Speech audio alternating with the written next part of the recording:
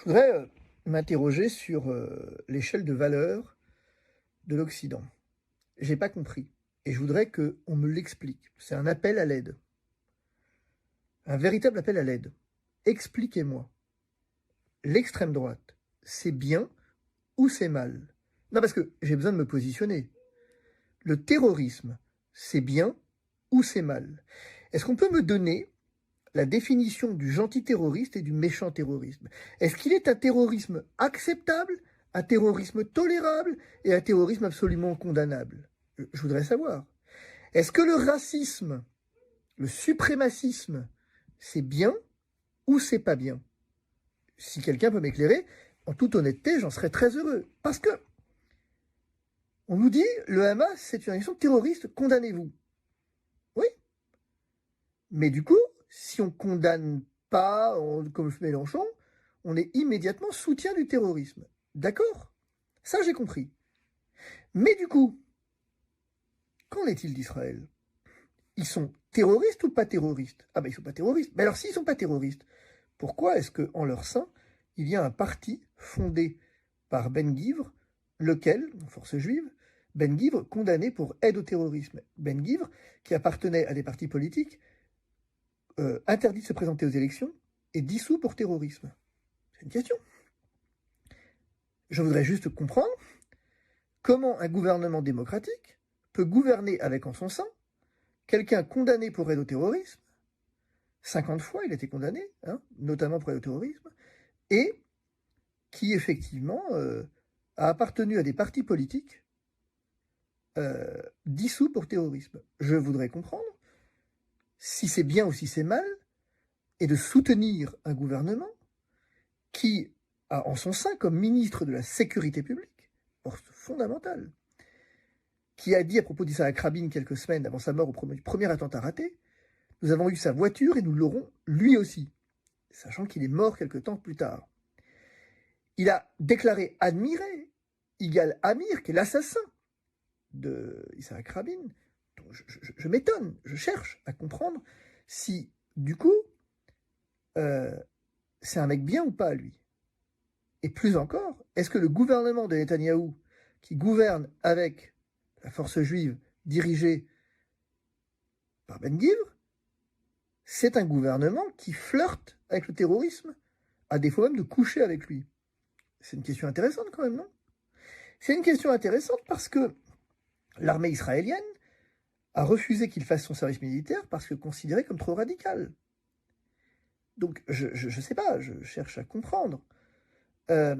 Il s'est spécialisé dans la défense d'extrémistes accusés de violence contre les Palestiniens, notamment Ben Ziongompstein, et deux adolescents qui tous ont été accusés d'avoir brûlé vif un couple de Palestiniens et leur bébé dans le village de Douma.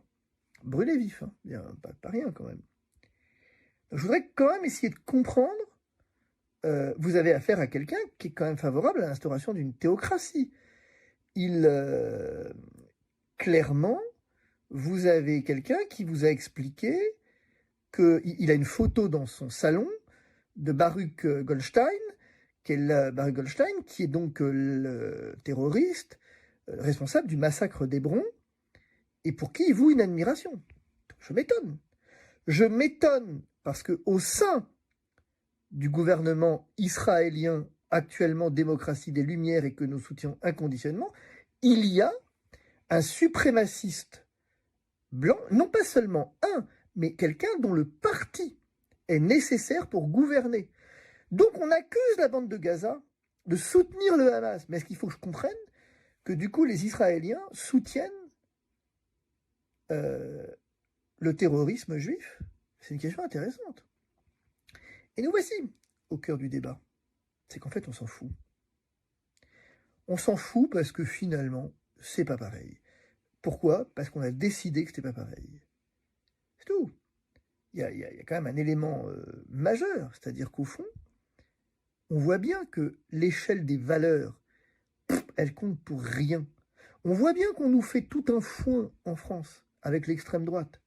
mais qu'en fait on en a strictement rien à foutre, que c'est de la communication tout ça.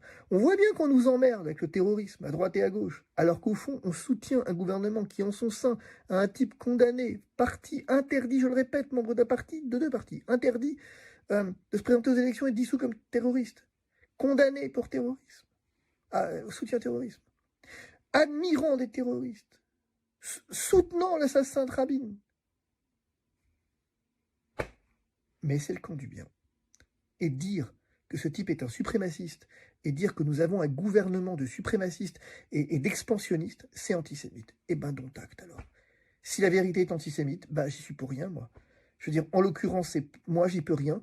Si vous avez affaire à quelqu'un dont il a été dit qu'il inquiète le monde entier, c'est le président israélien qui a dit ça.